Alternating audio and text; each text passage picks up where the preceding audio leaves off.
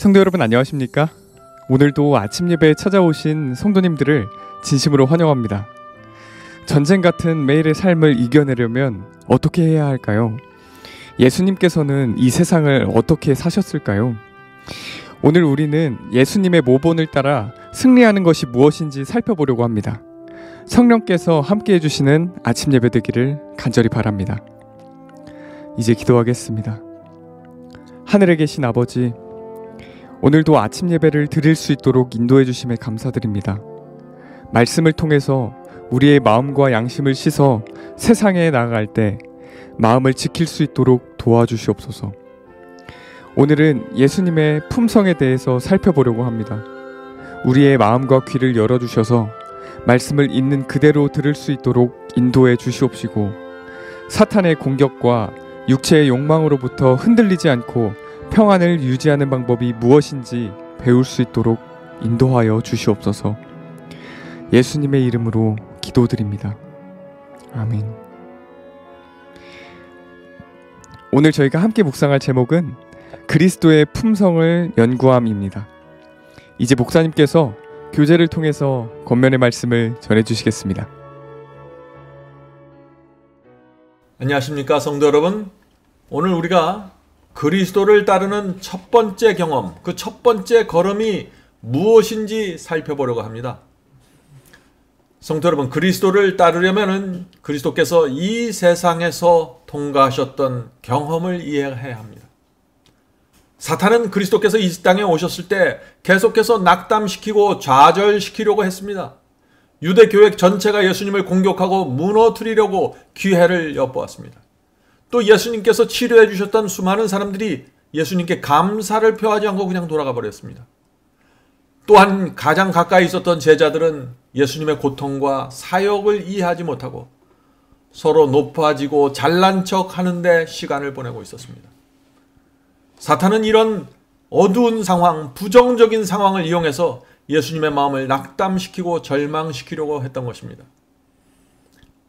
성도 여러분, 예수께서는 그분의 매일의 삶이 전쟁이셨습니다. 주님께서는 간절한 마음으로 성령을 간구해야만 했고 성령을 붙잡고 하루하루 살아가셔야만 했던 것입니다. 그래서 이 부정적인 먹구름이, 어두운 먹구름이 예수님의 영혼을 덮으려고 할 때 영혼의 평안을 유지하기 위해서 예수님은 기도할 수밖에 없었던 것입니다. 성도 여러분, 예수님도 우리처럼 살았던 것입니다. 그러므로 우리는 예수님처럼 날마다 이 어둡고 부정적인 분위기를 물리치면서 살 수밖에 없는 것입니다. 흉흉한 바다입니다, 그것이. 물론 우리는 예수님처럼 날마다 그렇게 치열한 시험을 받지는 않습니다. 그러나 우리도 주님처럼 날마다 우리의 마음을 낙담시키고 어둡게 만드는 시험과 유혹을 받게 됩니다. 자, 우리가 이 사탄의 공격을, 이 흉흉한 바다에서 어떻게 물리치고 승리할 수 있을까요? 오늘 우리는 이 질문에 대한 답을 살펴보려고 합니다. 오늘 본문 성경절 읽겠습니다. 시편 119편 6절이죠. 내가 주의 모든 계명에 주의할 때에는 부끄럽지 아니하리이다. 시험과 유혹이 올 때 성령께서 음성을 주시고 호소하시고 우리를 이끄실 때 우리는 따라가야 하는 것입니다. 성령의 역사에 순복해야 합니다. 그래야만 낙담과 좌절의 먹구름에서 벗어날 수 있는 것입니다. 그래야만 계명 앞에서 부끄럽지 않는 삶을 살게 되는 것입니다. 성도 여러분, 예수께서 이 땅에서 승리하셨던 비결이 바로 이것입니다. 승리하는 비결은 성령께 순복하는 삶이었습니다. 성령께서 우리 마음에 호소하고 이끄실 때 따라가는 삶이었습니다. 자, 그런데 오늘날 성령 받았다고 말하는 많은 사람들이 하나님의 말씀과 계명에 순종하지 않는 것은 참 이상한 일이죠. 성도 여러분, 이것을 기억하셔야 됩니다. 성령은 순종하는 자들에게만 주어지는 것입니다. 사도행전 5장 32절에 그 말씀이 있죠. 사도행전 5장 31절. 우리는 이 일의 증인이요 하나님이 자기에게 순종하는 사람들에게 주신 성령도 그러하니라 하더라. 성도 여러분, 성령을 받아야 순종할 수 있고 순종해야만 성령께서 계속해서 우리를 인도할 수 있는 것입니다. 성령의 이끄심을 따라가야만 어두운 감정에서 벗어날 수 있는 것입니다. 성령께서 우리의 마음을 역사하고 지배해야만 영적인 풍요로움이 우리 속에 유지될 수 있는 것입니다.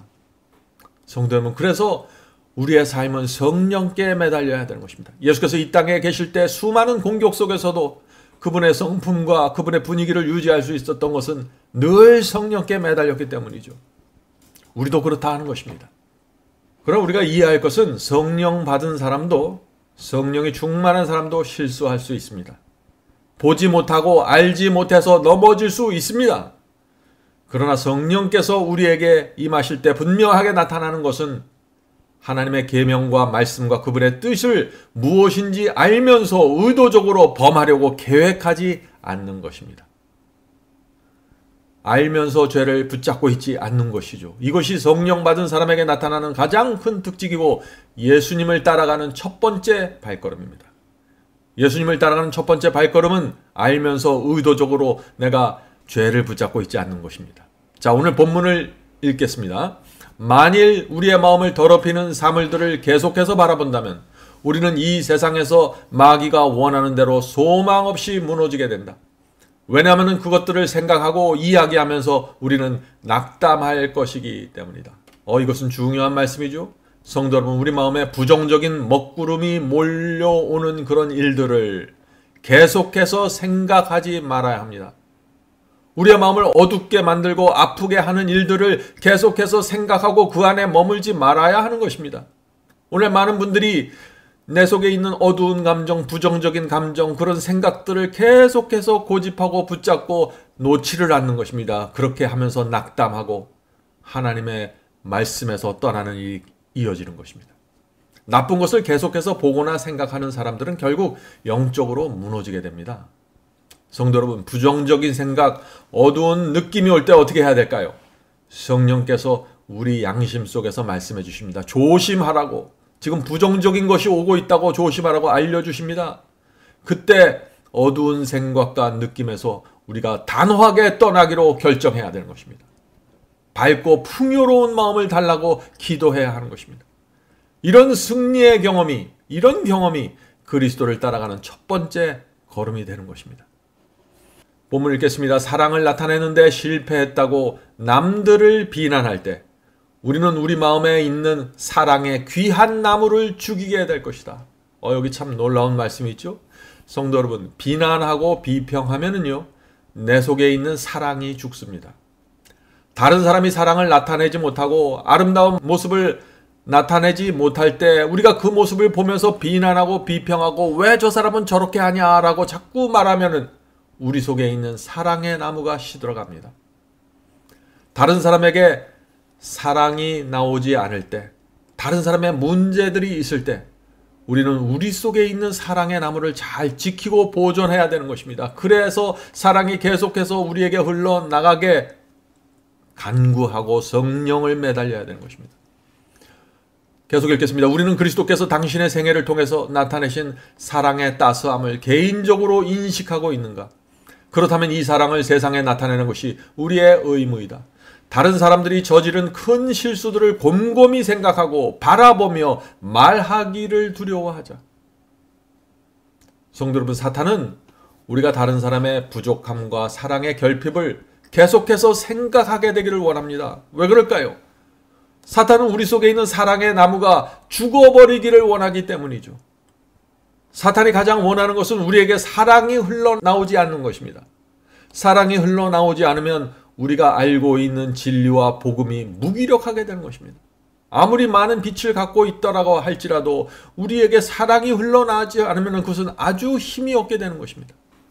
성도 여러분, 다른 사람의 문제와 부족함을 우리가 보게 되었을 때 이렇게 사탄을 향해서 선언하셔야 됩니다. 나는 저 사람을 사랑하겠다.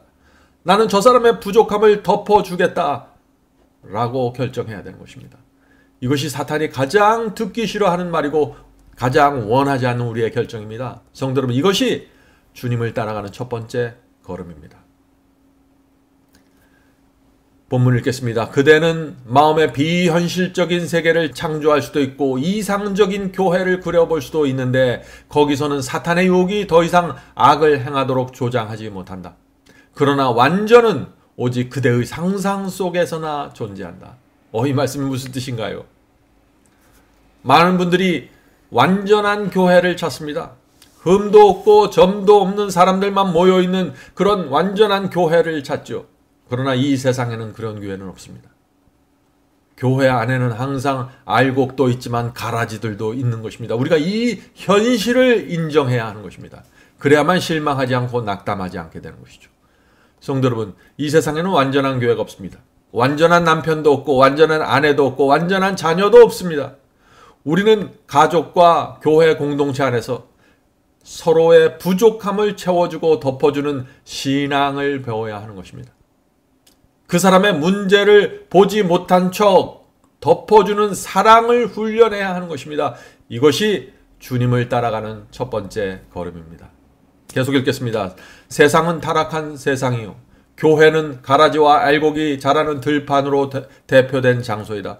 그들은 추수 때까지 함께 자란다. 자, 알곡과 가라지가 추수 때까지 교회 안에서 함께 자란다는 것이죠. 사탄의 주장에 따라 알곡이 뽑혀지면 안 되므로 인간의 지혜대로 가라지를 뽑는 것은 우리가 할 일이 아니다. 자, 예수께서는 교회 안에 알곡과 가라지가 함께 있을 것이고, 이 알곡과 가라지는 교회 안에서 세상 끝까지 함께 자랄 것이라고 했습니다. 성도 여러분, 왜 예수께서 교회 안에 알곡과 가라지가 함께 있는 것을 인정해야 된다고 얘기하셨을까요? 우리가 함부로 가라지를 뽑으려고 할 때 우리는 실수합니다. 우리는 하나님이 아니기 때문에 그 사람의 중심을 이해하지 못하는 것입니다. 우리가 가라지를 뽑으려고 도전할 때 잘못하면 알곡을 뽑을 수 있다 하는 것입니다. 그래서 이 역사는 하나님께 맡겨야 되는 것입니다. 그래서 세상 끝에 예수께서 재림하실 때 가라지를 심판할 것이라는 말씀이 나오는 것입니다. 자, 그 말씀이 마태복음 13장 29절 30절에 나오죠. 마태복음 13장 29절 30절. 주인이 이르되 그만두라. 가라지를 뽑다가 곡식까지 알곡까지 뽑을까 염려하노라. 둘 다 추수 때까지 함께 자라게 두라. 자, 예수께서 재림하셔서 알곡과 가라지를 분리해서 그들에게 각각 보상과 형벌을 주실 때까지 내버려 두라는 것입니다. 나에게 맡기라는 것입니다. 추수 때 내가 추수꾼들에게 말하기를 가라지는 먼저 거두어 불사르게 단으로 묶고 곡식은 알곡은 모아 내 곡간에 넣으라 하리라. 성도 여러분, 예수께서 왜 교회 안에 있는 알곡과 가라지를 재림 때까지 그대로 두라고 하셨을까요? 왜냐하면 인간이 섣불리 가라지를 골라서 뽑으려고 할 때 실수하기 때문이죠. 성도 여러분, 하나님께서는 우리 모두에게 인생이라는 은혜의 기간을 주셨습니다. 우리는 이 인생이라는 기간 동안에 알곡으로 자랄 수 있는 기회를 얻고 태어나는 것입니다. 우리는 기회를 얻고 은혜를 갖고 태어나는 존재들입니다. 그런데 우리가 먼저 나서서 저 사람은 이기적이고 저 사람은 자기밖에 모르는 가라지임으로 뽑아버리자고 결정하면 어떻게 될까요? 그것은 주께서 그 영혼에게 주신 은혜의 시간을 무시하는 것입니다. 성령께서 역사하실 기회를 우리가 빼앗아 버리는 것입니다. 성도 여러분, 조심하세요. 알곡과 가라지는 성품의 문제입니다. 이기적이고 교만하고 남을 도와주지 않고 다른 사람을 뒤에서 흉보는 것, 가라지의 특징입니다. 교회는 그럼에도 불구하고 그런 가라지들에게 여전히 은혜의 기간을 주어야 하는 것입니다. 기회를 주어야 하는 것입니다. 왜 그럴까요? 왜냐하면 한 번 가라지라고 해서 영원히 가라지인 것은 아니기 때문이죠. 그 영혼이 성령께 굴복하고 주의 말씀에 순종하면은 자신의 생애를 주님께 드리면은 알곡으로 변화될 수 있는 것입니다. 그래서 우리는 기다려줘야 되는 것입니다. 성도 여러분, 이 알곡과 가라지의 문제는 성품의 문제입니다. 교회는 그런 성품이 부족한 교인들을 인내하고 참아 주어야 하는 것입니다.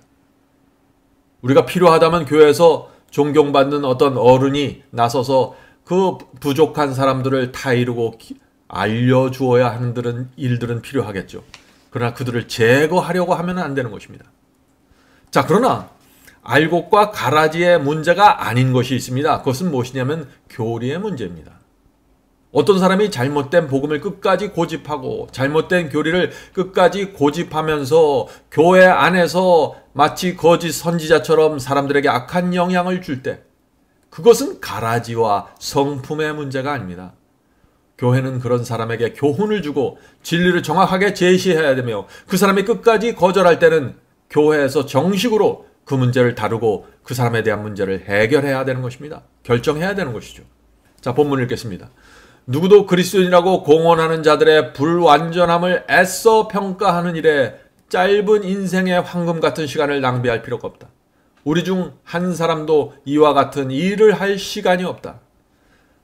자, 성도 여러분, 다른 사람의 성품의 불완전함을 평가하고 판단하지 말아야 됩니다. 다른 사람의 성품을 평가하고 비난하는 것은 시간 낭비라고 지금 얘기하고 있습니다. 우리가 이것을 인정해야 됩니다. 그 영혼을 변화시킬 수 있는 분은 오직 하나님과 성령이십니다. 성도 여러분, 우리 아내와 남편도 내 맘대로 변화시키지 못합니다. 우리 자식도 내 맘대로 변화시키질 못해요. 그런데 어떻게 우리가 다른 사람을 변화시키려고 자꾸 지적할 수 있겠습니까? 다른 사람을 변화시키려고 하는 모든 내력을 내려놓으십시오.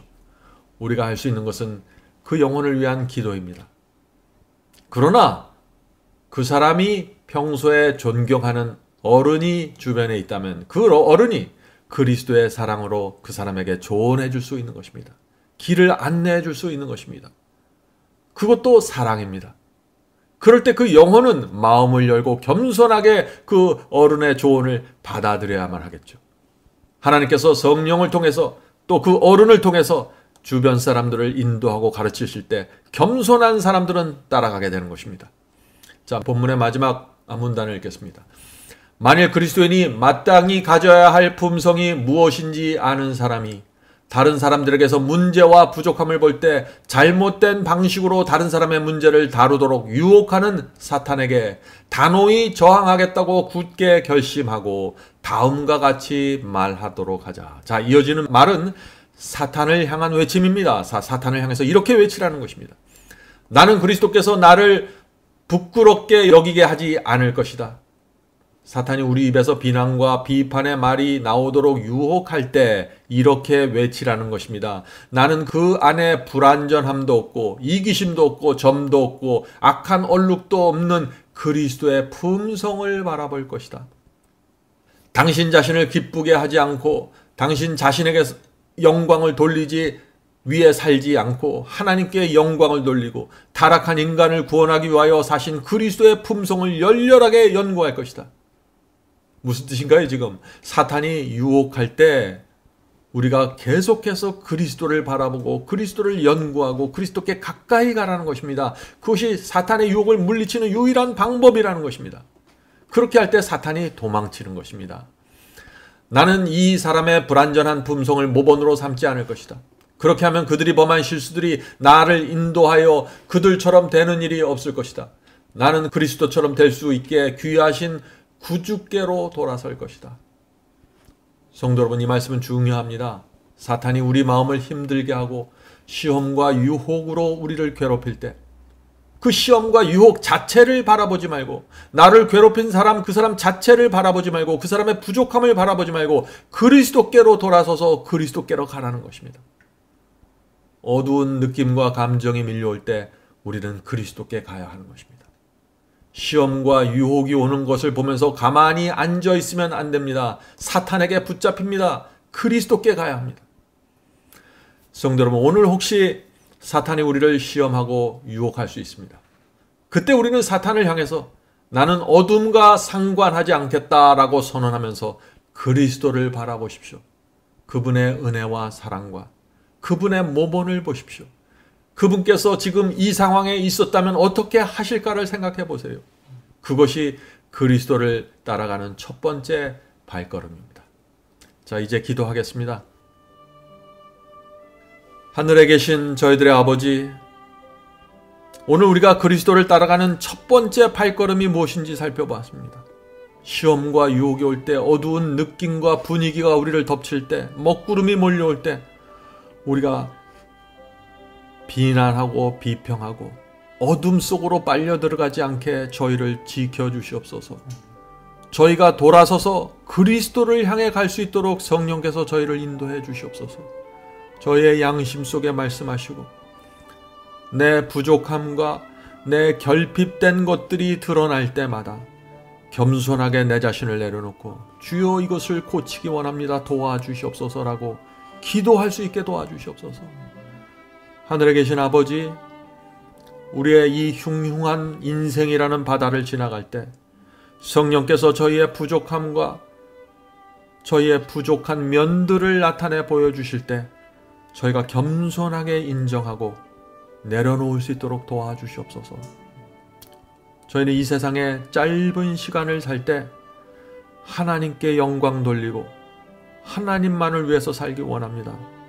주여, 저희의 발걸음을 인도해 주시고 저희가 부족할지라도 저희를 포기하지 마시고 끝까지 인도해 주시옵소서. 예수님의 이름으로 간절하게 기도드립니다. 아멘.